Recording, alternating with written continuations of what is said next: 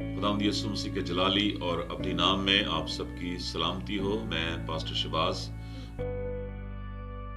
आपकी खिदमत में हाजिर हूँ और मैं चाहता हूँ कि आपको खुदावंद के कलाम से रोशनास कराऊं। बेशक बहुत सी पूरी दुनिया के अंदर खुदावंद के कलाम की मुनादी हो रही है और इसमें हम भी अपना एक कतरा डालना चाहते हैं ताकि लोग इस कलाम के वसीला से बरकत पाएं। तो मैं आज आपके साथ शेयर करना चाहता हूँ खुदावंद के जिंदा और मुकद्दस कलाम अक़दस में से मुकद्दस लूका रसूल की मार्फत लिखी गई अंजील मुकद्दसा, और इसका बाब नंबर है 4 और इसकी आयत है 42 और 43।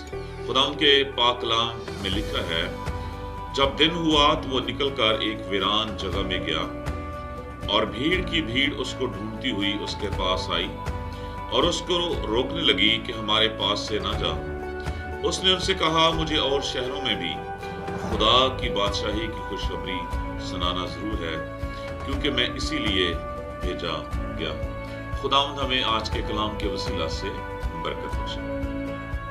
मेरे अजीजों, मैं आपको इन्फॉर्म करना चाहता हूँ, मैं आपको इत्तला देना चाहता हूँ कि खुदावंद यीशु मसीह का इस दुनिया में आना, खासकर उनकी जिंदगी का मकसद, उनकी कुर्बानी और उनका इस दुनिया के अंदर कलाम को फैलाना सिर्फ और सिर्फ खुदा की बादशाही को कायम करना है। खुदा यीशु मसीह का मुर्दों को जिंदा करना, ये जो मौजज़ात हैं, ये भी खुदा की बादशाही के काम में अहम किरदार अदा करते हैं।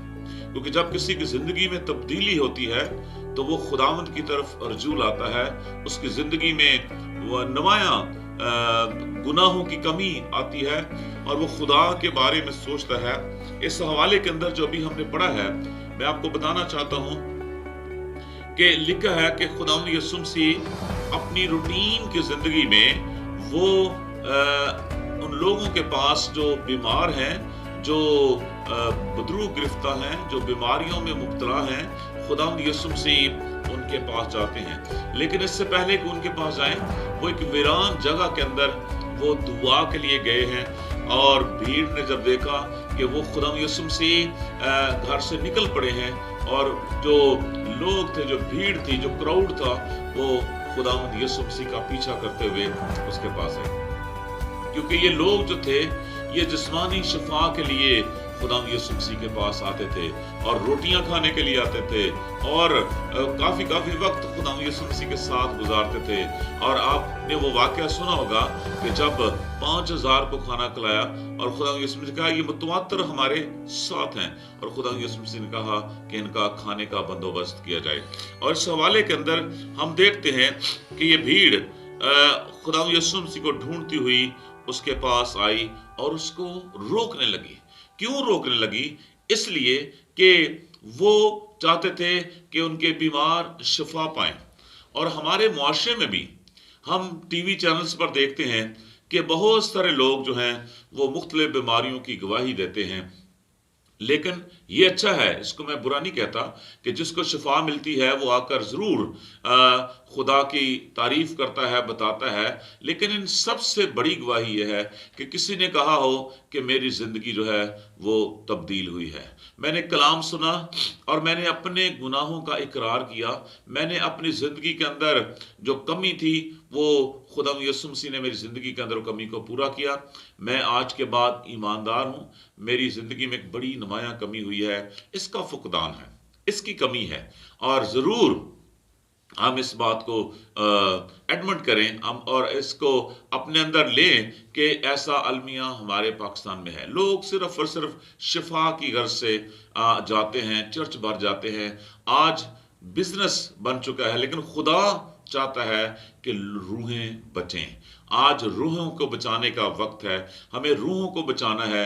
इसलिए मेरे अजीजों, जरूर है कि हम खुदा के कलाम को देखो। खुदा यीशु मसीह की मनादी का मकसद हम देखते हैं कि उन्होंने अपने शागिर्दों को, अपने लोगों को, जो भीड़ थी, उनको बता दिया कि मेरे आने का मकसद क्या है।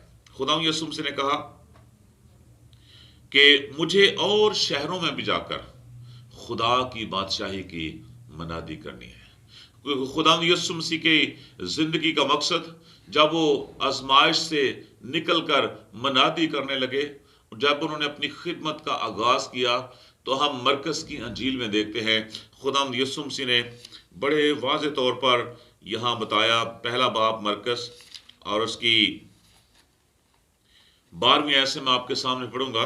लिखा है, और फिलफोर रू ने उसे बियाबान में भेज दिया और वो बियाबान में 40 दिन तक शैतान से आजमाया गया और जंगली जानवरों के साथ रहा किया और फरिश्ते उसकी खिदमत करते रहे। फिर यूहन्ना के पकड़वाए जाने के बाद यीशु ने गलील में आकर खुदा की खुशखबरी की मनादी की और कहा, यह गौरतलब बात है, और कहा कि वक्त पूरा हो गया है, खुदा की बादशाही नजदीक आ गई है, तौबा करो और खुशखबरी पर ईमान लो। खुदावंद यीशु अल मसीह का ये नारा, ये ऐलान कि तौबा करो क्योंकि खुदा की बादशाही नजदीक है, आ गई है। खुदावंद यीशु मसीह ने अपनी इस जिंदगी से जब उन्होंने खिदमत का आगाज किया, यहां से खुदावंद यीशु मसीह ने कहा अपनी खिदमत के बारे में नहीं, अपने बारे में नहीं, बल्कि उसने खुदा की बादशाही के बारे में ऐलान किया, खुदा की बादशाही पर काम किया। और खुदा यीशु मसीह ने कहा तौबा करो और खुशखबरी पर ईमान लो। और खुशखबरी ये है कि खुदा की बादशाही तुम्हारे नजदीक आ गई है। ना सिर्फ यहां पर हमें पता चलता है, बल्कि मत्ती रसूल की इंजील इसका 6वां बाब, जब यूहन्ना के जो शागिर्द थे वो दुआ करते थे तो खुदा यीशु मसीह के शागिर्द कहते हैं कि तू भी हमें दुआ करना सिखा। तो खुदा यीशु मसीह ने दुआ करना सिखाया और कहा कि तुम इस तरह दुआ किया करना कि आए हमारे बाप।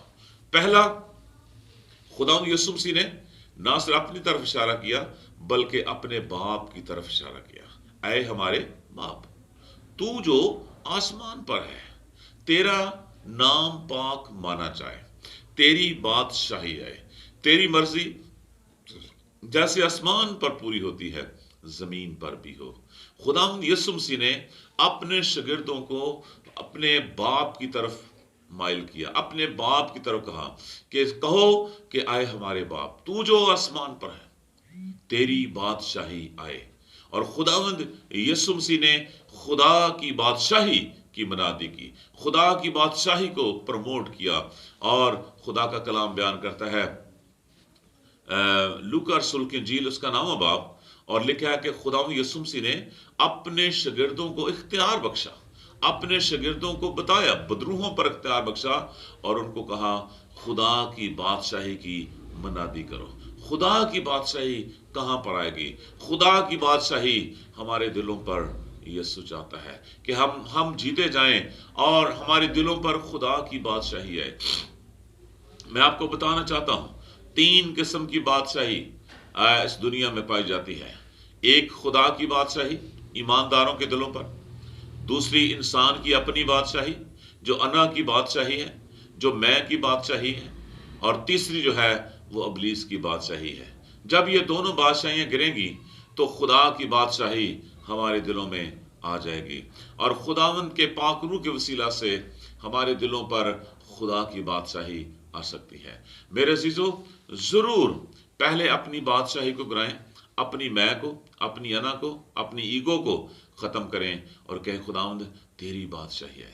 हमने उस तोते की तरह रट्टा लगाया जिसको सिखाया गया कि बाग में नहीं जाना, वहां पर माली ने आपके लिए फाई लगाई है, लेकिन उसने सीख लिया, उसने बोलना सीख लिया, लेकिन उसकी जिंदगी में प्रैक्टिकल नहीं था। हमने जो यीशु मसीह की दुआ है जो उसने अपने शागिर्दों को सिखाई, हम जरूर उसको पढ़ना चाहते हैं, हम जरूर उसका विर्द करना चाहते हैं।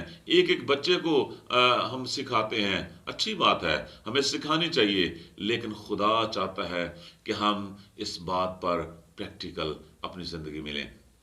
और जब हम कहते हैं कि तेरी बादशाही आए, इससे पहले कि खुदावंद की बादशाही आए, हमें अपने आप को तैयार करना है, हमें अपने आप को खुदावंद के हुजूर पेश करना है, क्योंकि हमारी जो जिंदगी है वो खुदावंद यीशु मसीह पर है और खुदावंद यीशु मसीह ने हमें सिखाया और खुदावंद यीशु मसीह ने बाप की तरफ हमें माइल किया कि उसकी बादशाही आए और उसकी बादशाही हमारे दिलों पर होगी।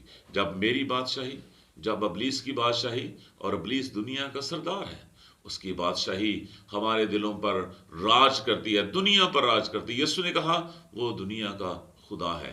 इसलिए मेरे चीज़ों, हमें उसकी बादशाही को ख़त्म करने के लिए अपनी बादशाही ख़त्म करनी है। जब हम अपनी बादशाही ख़त्म करेंगे तो उसकी बादशाही ऑटोमेटिकली ख़त्म हो जाएगी। इसलिए यीशु ने ऐलान किया कि उसकी बादशाही है। और खुदा यीशु मसीह ने फिर 9वें बाब की 12वीं आयत में भी वहाँ पर लिखा है कि वो उनसे बातें करने लगा और खुदा की बादशाही की तालीम देने लगा। मेरे चीज़ों, खुदा आज भी चाहता है कि उसकी बादशाही हमारे दिलों पर हो और हम उसको पूरे तौर पर कबूल करें।